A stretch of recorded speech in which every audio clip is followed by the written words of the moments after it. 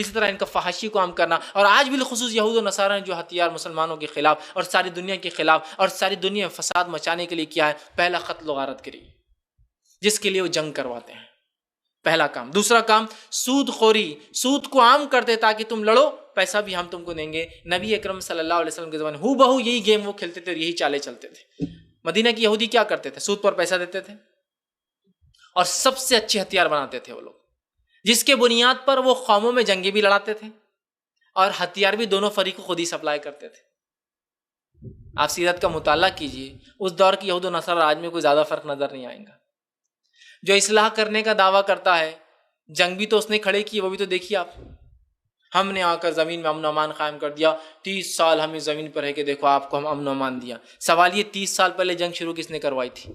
کروانے والے بھی ہم ہیں اور بند کرانے والے بھی ہم ہی ہیں. دونوں طرف دیکھیے، یہ ان کی مزاج رہا یہودیوں کا. تو آپ کے زمانے میں ایک تو سود پر پیسہ دیتے، دوسرا کام کرتے اچھے ہتھیار بناتے اور دونوں کو کرتے. نبی اکرم صلی اللہ علیہ وسلم جب مدینے میں آئے، اوس اور خزرج 2 قبیلے لڑتے تھے، دونوں قبیلے کو فنڈنگ بھی جو یہودیوں کی تھی اور ہتھیار بھی دونوں کو یہودی دیتے تھے. آپ صلی اللہ علیہ وسلم کے آنے سے امن قائم ہو گیا اور ان کے پورے منصوبے ٹھپ ہو گئے.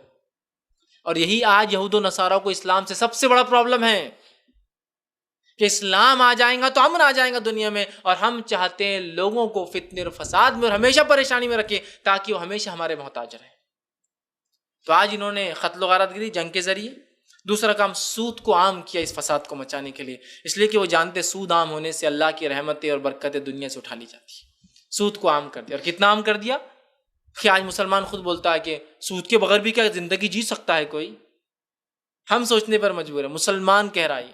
بلکہ ایک صاحب جو اپنے آپ کو علامہ کہتے ہیں، بہت بڑے مفتی اپنے آپ کو دعویٰ کرتے ہیں، وہ ایک دن کہنے لگے، کسی نے کہا کہ ہم سود پر گاڑیاں لیں، تو کہاں لیجیے، اس کے بغیر اکنامی کیسے بڑھیں گی؟ میں نے کہا سبحان اللہ، اس کو فکر ہے اکنامی بڑھانے کی، ملک کی معیشت کیسے بڑھیں گی، پھر حالات کیسے تبدیل ہوں گے؟ اب یہی ذریعہ بچا ہے مسلمانوں کے پاس کہ سود خوری میں جا کے حالات کو تبدیل کرنا. سود خوری ہمارے اچھے حالات کو پستی میں لے جاتے ہیں، پستی کو اچھائی کی طرف نہیں لے جاتے ہیں. تو آج ہمارے صرف عوام نہیں، ہمارے خواص بھی یہ سوچنے پر مجبور ہے کہ اس کے بغیر چارہ نہیں. تو سود خوری. اور تیسرا کام جو کرتے قوموں کو وہ برباد، اپاہج اور لقوہ مارنے کا، وہ کیا کام معلوم؟ فحاشی کو عام کر دیتے، مختلف فحاشیوں کو عام کر دیا. اتنا فحاشی کو عام کیا کہ حیا جو ہے، حیا وہ فحاشی بن گئی اور فحاشی حیا بن گئی. اگر آج کوئی عورت بے پردہ نہیں ہوتی ہے تو سب تعجب کرے، ارے ماں یہ کیسا، انہیں تو پردہ کرتے. بے پردگی یہ دنیا کے جینے کا طریقہ مانا جا رہا ہے، پردہ یہ برائی مانا جا رہا ہے نہیں. آج ایک آدمی اپنے بیوی کو باہر پردے میں کہیں لے جا رہا ہے. ہم مسلم علاقوں میں رہتے تو یہ چیز محسوس نہیں ہوتی، کبھی غیر مسلم علاقوں میں اور کبھی ملک سے باہر بیرون ملک جہاں مسلمانوں کی آبادی کم، وہاں جائیے تو اسے اپنے دل میں محسوس ہو رہا ہے کہ میں نے کہیں کو اپنی بیوی کو پردہ کرا لیا. چونکہ فحاشی جینے کا طریقہ ہے، پردہ کرنا بولے تو یہ ایک بہت بڑا مشکل ہو جائے، کیسے میں اس کو مینٹین کر پاؤں، اندازہ لگائیے. یہ ہو چکی ہے دنیا. تو فحاشی کو عام کرتے، ہر قسم کی فحاشی. فحاشی سمجھتے نا آپ، جس سے شرمگاہیں کھل جاتی ہے، جو چیز کو اللہ نے چھپا رکھا ہے اس کو واضح کر دیتا ہے، یہ عام کرتا ہے. اور یہ شیطان کی چالوں میں سے ایک چال ہے. جو سب سے پہلے آدم علیہ السلام کے خلاف شیطان نے چال چلی تھی وہ یہ تھی، آدم کو چیز کے لیے بہکایا ورغلایا کہ تم پھل کھا لو. اور پھل کھاتے ہی آدم علیہ السلام کو جو سب سے پہلا شعور قرآن نے کہا، وہ پتے توڑ کر اپنی شرمگاہ کو چھپانے لگے.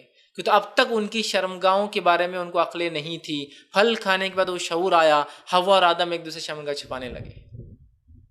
تو یہی شیطان کرتا ہے فحاشی. تو قوموں کا جو ہے فساد، یہ قوموں کا فساد.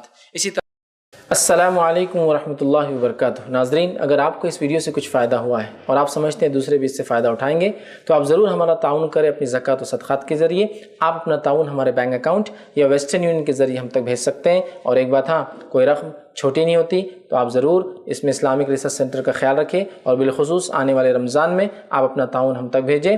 اللہ تعالیٰ آپ کی جان و مال میں برکت عطا فرمائے. السلام علیکم ورحمۃ اللہ وبرکاتہ.